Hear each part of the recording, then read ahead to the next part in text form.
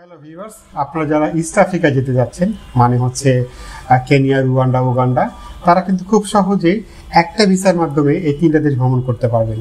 এই মুহূর্তে উগান্ডা থেকে খুব সহজে ভিসা পাওয়া যাচ্ছে। আমি যখন এই ভিসার কথা প্রথম শুনেছিলাম তখন কিন্তু কেনিয়া থেকে নেওয়ার চেষ্টা করেছিলাম, অনেক চেষ্টা করেও কেনিয়ার লিঙ্কটা খুঁজে পেলাম না। আর যদিও ওদের ওয়েবসাইটে ডিক্লেয়ার করা আছে কেনিয়া থেকে ইস্ট আফ্রিকা ভিসা ইস্যু করা হয়, রুয়ান্ডা থেকেও পাওয়া যায়নি। শেষে আমি উগান্ডা থেকে করলাম। আপনারা হয়তো ইন্টারনেটে অনেক তথ্য দেখবেন, ইউটিউবে অনেক কথা শুনবেন যে এই কাগজ সেই কাগজ লাগে, অফিসে NOC, bank statement, bank solvency, অনেক কিছু লাগে।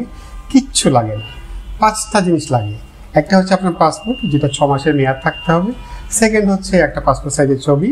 থার্ড হচ্ছে ইএলএফএ রেসিডেন্সি সার্টিফিকেট। ফোর্থ হচ্ছে রিটার্ন টিকিট। রিটার্ন টিকিটটা কিন্তু কনফার্ম টিকিট লাগবে না, রিটার্ন টিকিটটা আপনি আসলে একটা বুকিং কপি দিলেই হবে। আর ফিফথ হচ্ছে আইটেনারি। এই কটা জিনিস দিবেন, অ্যাপ্লাই করবেন, $100 ফি নেবে, 2 দিনের মধ্যে ভিসা হয়ে যাবে, তারপর শু করে উড়ে যাবেন। Happy travelling.